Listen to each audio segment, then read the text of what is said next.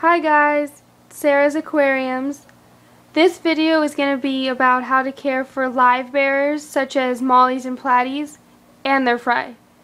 This tank is a 40-gallon breeder. It's all natural. There's one plastic plant and the rest are live plants. In this tank there's around 15 to 20 mollies that were born in this tank and I raised to adults. 2 platies, 1 Chinese algae eater that's in the back, and I have 4 ghost shrimp. The one thing you need to know when you buy live bears like mollies and platies is they have a lot of fry.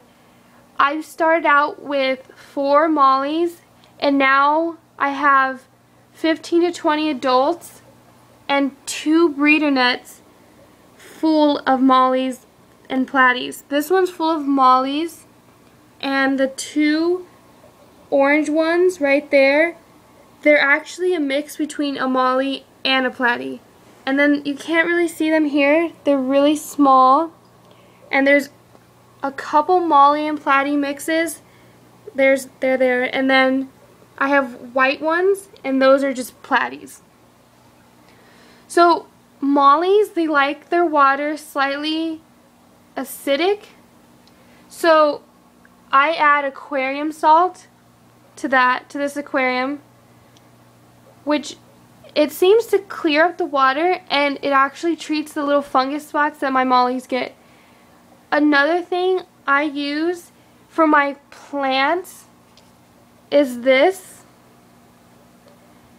It seems to work, but just really slow. It turns the leaves on the plants really green. I'm still working on the one back there. It was in my goldfish tank and it turned slightly brown. I feed my mollies twice a day, and I feed them this.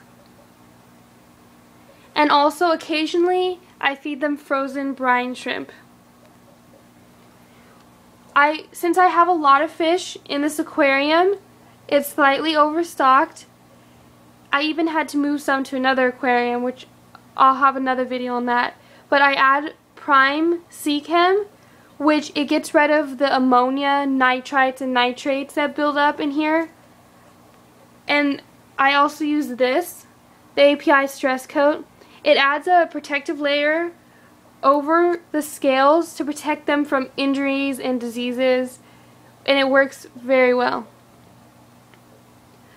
Also, another thing to keep on hand when you have mollies and platies, since they do have a lot of babies and they can overstock your tank in a month, you want to have the test strips so when you test your water and see what you have to do to bring their ammonia levels down, your nitrate levels. What you do if you have really high nitrate levels and nitrite, you do water changes. I found that a 20% water change isn't enough, so I had to do a 50. I keep this aquarium at 78 degrees, which seems to be perfect for my mollies, and I have 2 filters. The other one's back there. That one's a 20-gallon filter and that one's a 70-gallon because of all the fish I have. And finally, you want to have, since I do have an algae eater, he's right there, and my aquarium doesn't seem to grow the algae that those algae eaters like, so I give them this, and that helps the algae eaters so they have food when food's not available. Okay, that's it guys. This is how to care for mollies and platies and their fry. You basically care for the fry the same way you care for mollies. There's no difference. Okay, subscribe.